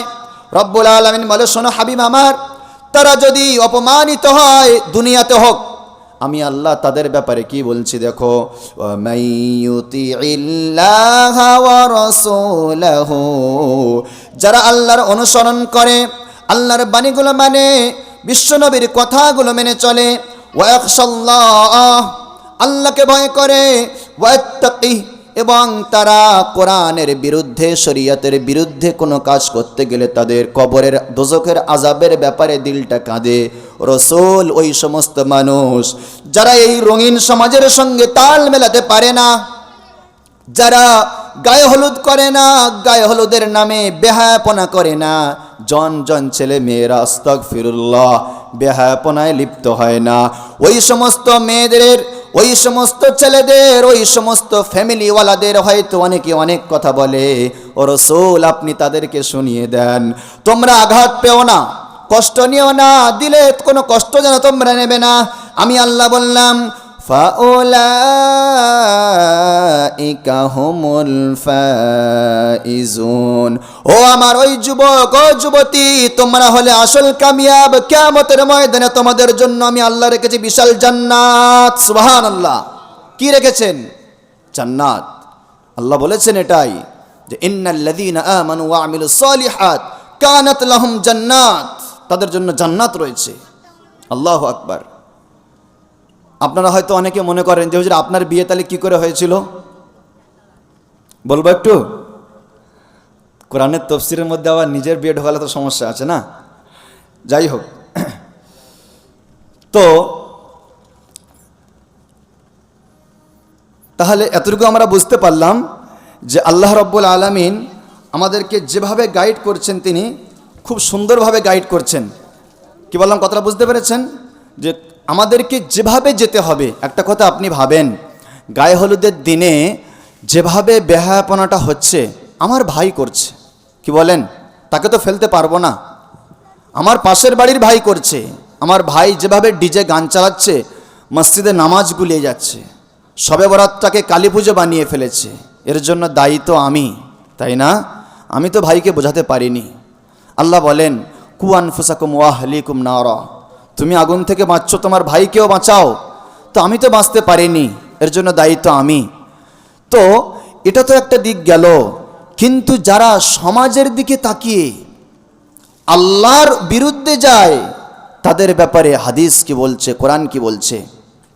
বিশ্বনবী বলেন, শোনো, লা তাআতা লিমাখলুকিন ফি মাসিয়াতিল খালিক, ও উম্মত, যেটা তোমার রব পছন্দ করে, তোমার মানুষকে খুশি করে আল্লাহকে নারাজ করা যাবে না। যদি মেয়ে দেখার ক্ষেত্রে হয়, ইদানিং করে একটা দেখাশোনা ছিলাম, তো আমি যাইনি, তো ব্যাপারটা শুনলাম যে ছেলের পছন্দ, ছেলের বাপের পছন্দ, সবার পছন্দ। দুটো বোন এসেছে, দুটো বোন বলছে আমাদের পছন্দ নয়, দুটো বোন বলছে আমাদের পছন্দ নয়। তাহলে বলেন, এই যে দুটো বোন বলল আমাদের পছন্দ নয়, এটা কি উচিত কাজ করেছে? আমি যদি পছন্দ করি সেখানে আর আমার বোনের কোনো কথা চলবে? রব্বুল আলামিন বলেন, ফাকিহু মা তাবা লাকুম, ও গোলাম, যেটা তোমার পছন্দ হবে তার উপরে তোমার বাপের কথা, ভাইয়ের কথা, বোনায়ের কথা, চাচতো ভাইয়ের কথা, বন্ধুর কথা, কারোর কথা চলবে না। এই যে সামাজিক কাজগুলো করার ক্ষেত্রে যখন আপনি একটা কাজ সামনে করতে যাবেন, দিলটা চাইছে আমি সুন্দরভাবে করি, কোনো গায়ে হলুদ করবই না।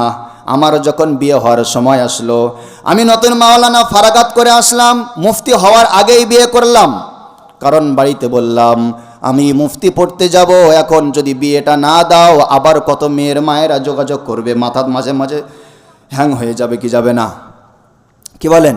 শুধু মাওলানা হয়ে এসছি, তার ভিতরে 13 জায়গা থেকে দেখাশোনা এসেছিল, মানে বলেছে। তারপরে ভাবলাম যে ব্যাপার ভালো না, আগেই বিয়ে করে রেখে বউ এখন থাক, আমি আগে মুফতিটা পড়ে আসি। রব্বুল আলামিন বলে, শোনো, যারা মানুষকে খুশি করার জন্য, মানুষের কথা মানার জন্য টাকাওয়ালা আছে, সে কি বলবে তার ভয়ে সে শরিয়াতের বাইরে চলল, কিয়ামতের ময়দানে তখন তাদেরকে তোলা হবে। রব্বুল আলামিন বলেন, وبرزوا لله جميعا فقال الضعفاء للذين استكبروا إنا كنا لكم تبعا فهل أنتم مغنون وبرزوا لله جميعا। রব্বে করিম ওই ময়দানে মাহশারে গরিব ধনী ফকির সবাইকে এক জায়গায় করবে কি করবে না? বলেন। সেদিন যারা নিচু মানুষ, যারা লয়ার মানুষ, যারা অ্যাডভোকেট মানুষ, ডাক্তার মানুষ থেকে শুরু করে সব মানুষেরা সেদিনে হাজির হবে, ধনী গরিব সবাই হাজির হবে। যারা নেতাদের কথা মেনে চলতো, বড় ভাই ডাক্তার, সে বলেছে বিশাল প্যান্ডেল করা লাগবে, মেয়েদেরকে নিয়ে ডান্স করা লাগবে, বক্স বাজানো লাগবে, না তো সে আসবে না, এরকম ভাবে শরীয়ত বিরোধী কাজের কথা বলেছে। ছোট ভাই গরিব কিছু বলতে পারে না, ছোট ভাই সবগুলো সেগুলো মেনে মেনে পালন করেছে। রব্বুল আলামিন কিয়ামতের মাঠে তাদেরকে জিজ্ঞাসা করবেন, ফাকালা দুআফাউ লিল্লাযীনা ইসতাকবারু ইন্না কুন্না লাকুম তাবআ। রব্বে করিম যখন ওই সমস্ত মেয়ের, মায়ের, বাপের, ভাইয়ের, চাচার যখন ধরবে, কি কারণে শরিয়ত বিরোধী কাজগুলো করেছিলে বলো, সেই সময় গরিব মানুষেরা দৌড়ে দৌড়ে দৌড়ে দৌড়ে ওই ধনী ব্যক্তি যাদের চাপে পড়ে, ওই টাকাওয়ালা ভাইটা আমার, ওই টাকাওয়ালা মামা বলেছে, ওই টাকাওয়ালা কাকা বলেছে, তার কথা শুনে যে গুনাহের দিকে ঝাঁপ দিয়েছিল, তখন তাদের কাছে গিয়ে বলবে, ফাহাল আনতুম মুগনুনা আন্না মিন আযাবিল্লাহি মিন শাই। ও আমার টাকাওয়ালা ভাই, আজকের তোমাদের কথা শোনার কারণে, তোমাদের কথা মানার কারণে রব্বে করিম আমাকে তিনি জিজ্ঞাসিত করেছেন, তিনি আমাকে জিজ্ঞাসা করেছেন, তোমরা একটু আমাকে হেল্প করো, একটু আমাকে তোমরা বাঁচাও, তোমরা একটু আমার সাহায্যে আসো, তোমরা একটু আমাকে ছাড়াও, কারণ তোমাদের কথা চিরজীবন মেনে মেনে গিয়েছি। নামাজের সময় হয়েছে, এখনো বলছে বাগানটা পরিষ্কার হলে না হলে নামাজ পড়াতে যাবি না। ওটা পরিষ্কার বলে নাই, বলেছে পুরো বাগানটা সন্ধ্যা পর্যন্ত তোর পরিষ্কার করতে হবে, না তো তোর ব্যবস্থা হয়ে যাবে। বেচারা নামাজি মানুষ, কিন্তু গরিব বলে ওই ধনী লোকের ভয়ে নামাজে আর গেল না। বেচারা নামাজ পড়বে, বলছে তোকে যেতে হবে মিটিংয়ে, না গেলে তোর অবস্থা খারাপ, কালকে দেখে নিবি। এমন কিছু ডাকাত আছে না নাই? বলেন। সেই সমস্ত গরিব শ্রেণীর মানুষ যারা ধনীদের কথা শুনে আল্লাহর সঙ্গে বেয়াদবি করেছে, আল্লাহর দিনের বাইরে হেঁটেছে, তাদেরকে যখন ধরা হবে, কোরআন জানায় তখন সেই সমস্ত ধনী ব্যক্তিরা বলবে, ক্বালু লাউ হাদানাল্লাহু লাহাদাইনাকুম। ও আমার ভাইরা শোনো, যদি রব্বুল আলামিন আমাদেরকে হেদায়েত দিতেন, লাউ হাদানাল্লাহ, যদি আল্লাহ আমাদের হেদায়েত দিতেন, লাহাদাইনাকুম, তাহলে আমরা হেদায়েত দিতাম। দুনিয়াতে তো আমরা হেদায়েত পাই নাই, সেহেতু আমরা তোমাদের হেদায়েত দিতে পারি নাই। তারা তখন বলবে, শোনো, সাওয়াউন আলাইনা আজাজিনা আম সাবারনা মা লানা মিন মাহিস। এখন তো দেখো তোমরা ধনী, আমরা গরিব তোমরা ধনী, কিয়ামতের মাঠে সবই তো বাড়াবার, কিছুই করার নেই, তোমরা সবর করো। সবর কি করতে বলবে? সবর করতে বলবে। বলেন তো সবরটা কিয়ামতের মাঠে করা দরকার না দুনিয়াতে করা দরকার? কোথায় করা দরকার? দুনিয়াতে করা দরকার। কোরআন ঘেটে দেখবেন রব্বুল আলামিন কোথাও এমন স্পষ্ট বলেননি, যেমন বলেছেন ইন্নাল্লাহা মাআস সাবিরিন ওয়াল্লাহু মাআস সাবিরিন। আল্লাহ বলেন, আমি পরিষ্কার জানালাম, যারা সবরকারী হবে তাদের সঙ্গে কেউ না থাক, আমি আল্লাহ তাদের সঙ্গে আছি। সুবহানাল্লাহ। রব্বুল আলামিন বলেন, যখন তোমাদের উপরে বিপদ আসবে, বালা মুসিবত আসবে, আল্লাযীনা ইযা আসাবাতুহুম মুসিবা, যখন তোমাদের উপরে বালা মুসিবত আসে আর মানুষেরা পড়ে ইন্না লিল্লাহি ওয়া ইন্না ইলাইহি রাজিউন। রব্বুল আলামিন বলেন, যখন মানুষের উপরে বালা মুসিবত আসবে, যখন এই দোয়াটা পড়বে, তাদের উপরে আমি আল্লাহ রহমত নাজিল করব, শান্তি নাজিল করব। বিশ্ব নবীর হাদিস থেকে প্রমাণ, আম্মাজান উম্মে সালামা রাদিয়াল্লাহু তাআলা আনহা তিনি বলেন, তিনি হচ্ছেন নবীজির স্ত্রী।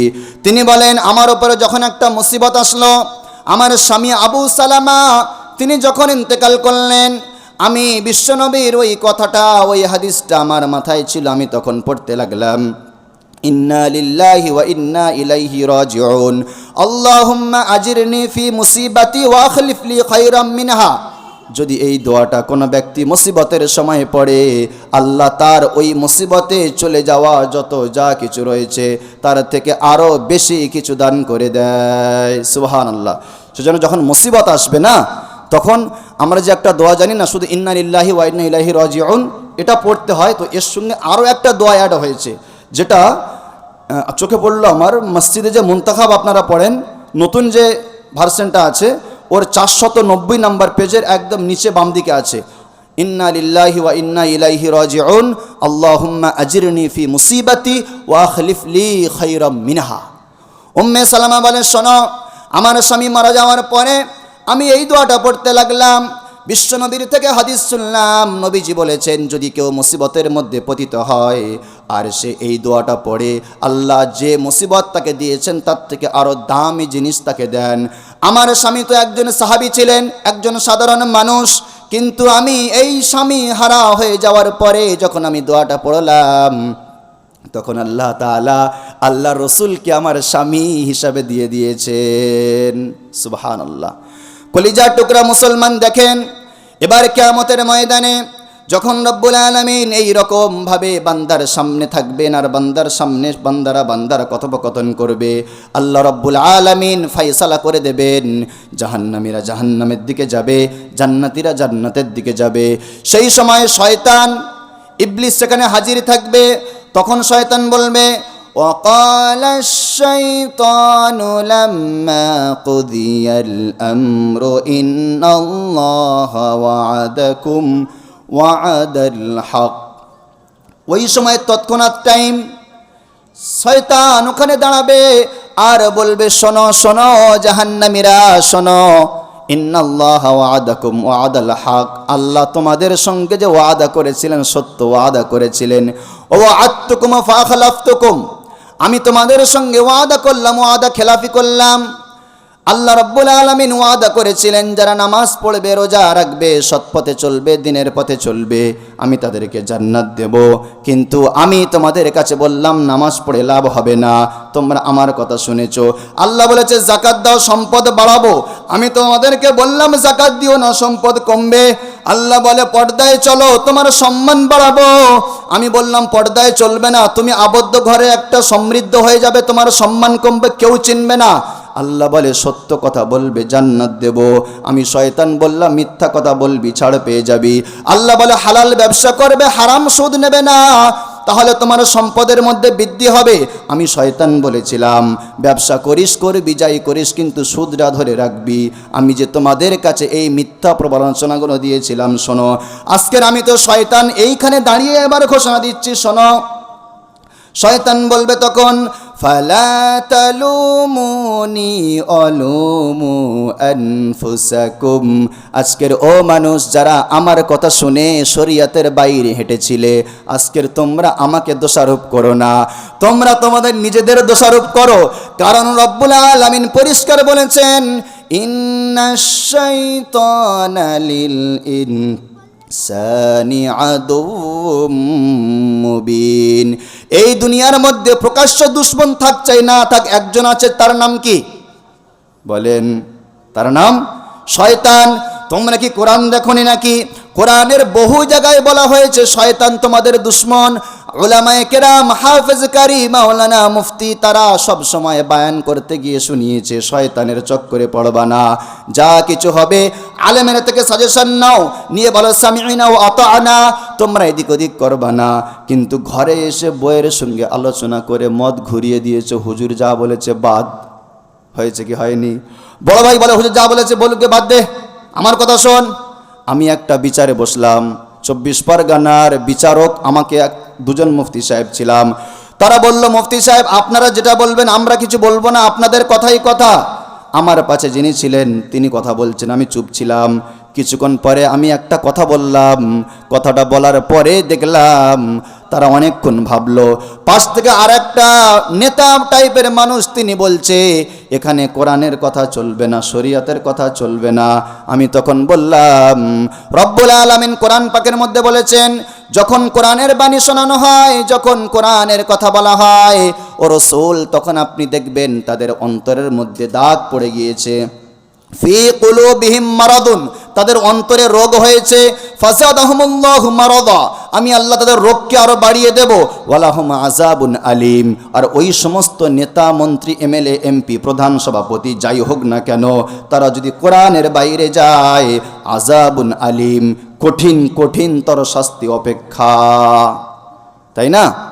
এবার শয়তান সেইখানে দাঁড়িয়ে কি বলে দেখেন, শয়তান তখন বলবে মা আনা বিমুসরিখিকুম ওয়া মা আনতুম বিমুসরিখিয়া, আজকের তোমরা আমার উপরে কোনো রকম কিছু ধারভর রেখো না, আমিও তোমাদের উপরে কোনো রকম ধারভর কিছু রাখবো না।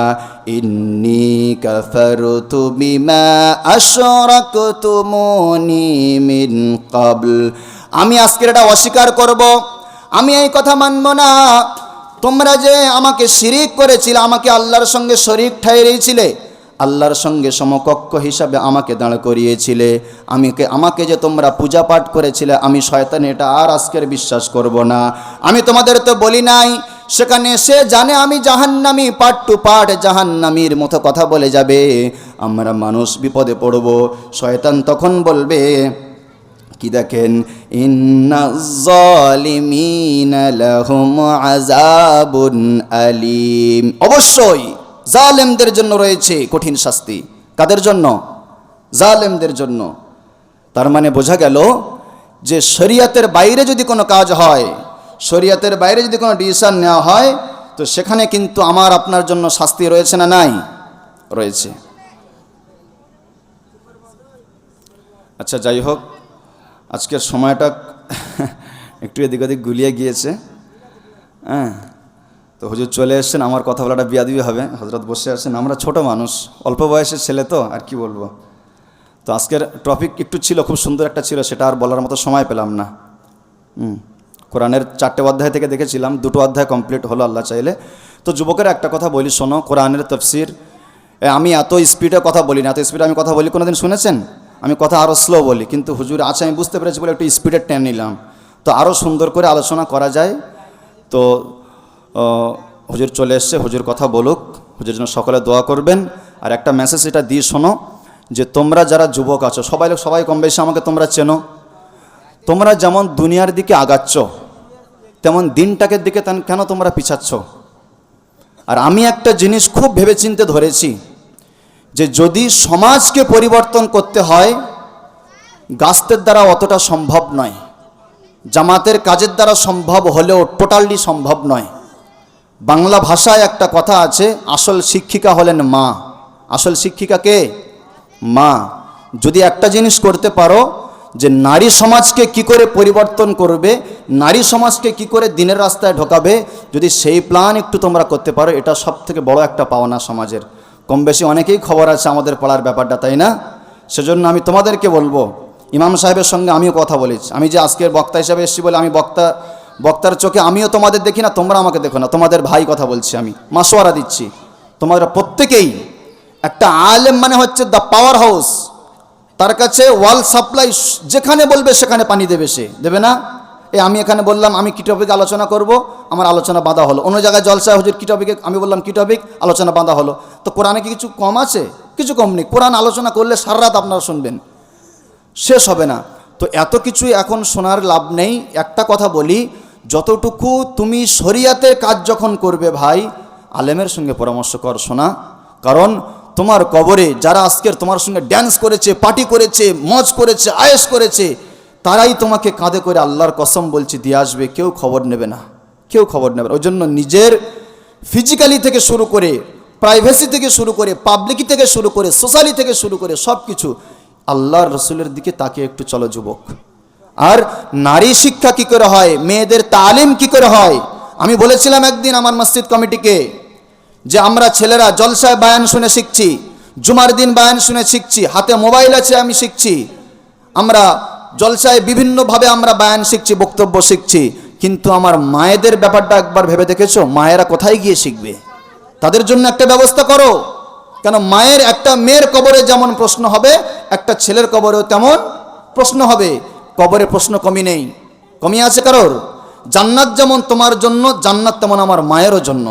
সেজন্য কলিজার টুকরো যুবক, তুমি দুনিয়াতে একটা জিনিস চালু করে যাও, ইনশাআল্লাহ তোমার বদৌলতে তুমি দুনিয়া থেকে মুছে যাবে, ডিলেট হয়ে যাবে, কিন্তু তোমার চালু করা জিনিস কিয়ামত পর্যন্ত তোমার শুকর আদা করবে, মানুষ তোমাকে চিনবে, জানবে, দোয়া করবে।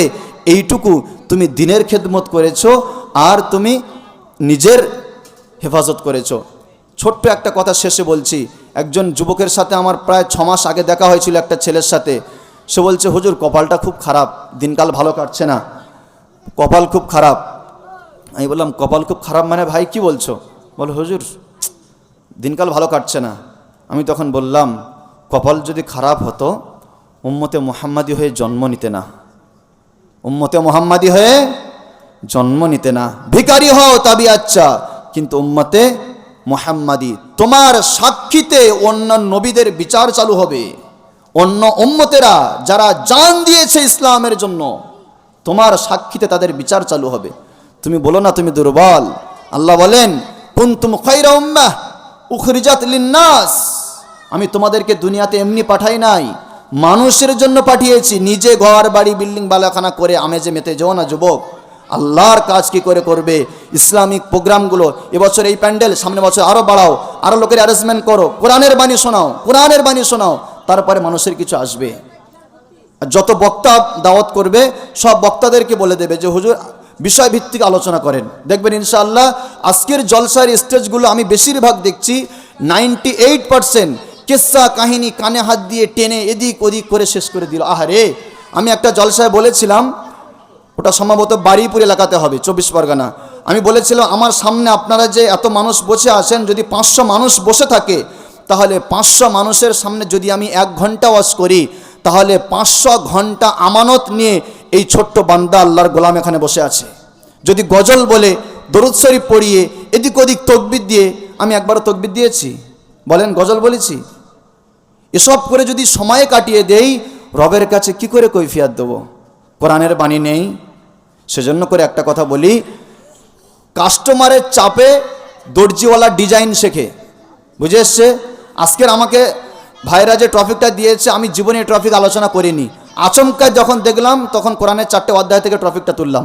তার মানে বোঝা গেল যেখানে জলসা দেবে, বক্তার টাইম না দিতে পারো লিখে দিতে, প্রয়োজনে বিষয় লিখে দেন, এই বক্তা এই বিষয়ে আলোচনা করবে। দেখবে জলসার স্টেজগুলো থেকে কিস্সা কাহিনী, ভণ্ডামি, টানা টানি, কোথায় কার কে মরে গেছে কানে হাত দিয়ে চোখ বন্ধ করে এদিক সেদিক করে কাটিয়ে দিল, আল্লাহু আকবার। না, এগুলো বন্ধ হয়ে যাবে। বুঝতে পেরেছো? আলোচনা যদি করতে হয় কিসের থেকে করতে হয়? কোরআন থেকে। তোমরা সজাগ হও, ইনশাআল্লাহ কিছু বক্তা আছে তারাও সজাগ হয়ে যাবে, তাই না? আল্লাহ তাআলা প্রত্যেক যুবক ভাইকে হেদায়েত দিক। আর সবাই বসো, হযরত আছেন, আমি তো গুনাহগার কি বলবো জানি না, হুজুর অনেক মূল্যবান আলোচনা করবে, সবাই ধ্যান দিয়ে শুনবে ইনশাআল্লাহ। আল্লাহ সবাইকে ভালো রাখুক। তবে একটা আবদার শেষে করছি, কি বলুন তো, নারী শিক্ষার কোনো একটা ব্যবস্থা করুন, যদি এখন না হয় ঈদের পর থেকে চালু করুন। কিচ্ছু যাবে না কবরে, তোমার রেখে যাওয়া দিনের কাজটা যাবে। এই যে একটা ছেলে, এরা যে এই যে সংগঠনটা চালায় হিলফুল ফুজুল কমিটি থেকে, বা এরা যে প্রোগ্রামটা করে, হয়তো এটাই আল্লাহর কাছে পছন্দ হবে, হবে না? কি হবে আমার আলমারি ভর্তি টাকা, কি হবে আমার ভরি ভরি গহনা, কি হবে আমার 8 তলা বিল্ডিং? কিছুই হবে না, সব ছিনিয়ে নেবে, কিন্তু থেকে যাবে আমার নেক কাজ। করবো ইনশাল্লাহ ভাইজান, করবো তো? আমি ইনশাল্লাহ সাথে আছি। কোনো বিষয়ে প্রয়োজন হলে আমার সঙ্গে ইনশাল্লাহ আলোচনা করবে, সাজেশন দেওয়া যাবে। আল্লাহ তাআলা আমার প্রত্যেক যুবক ভাইকে দিনের জন্য কবুল করে, বলে আল্লাহুম্মা আমিন। ভালো থেকো সবাই। আসসালামু আলাইকুম ওয়া রাহমাতুল্লাহি ওয়া বারাকাতুহু।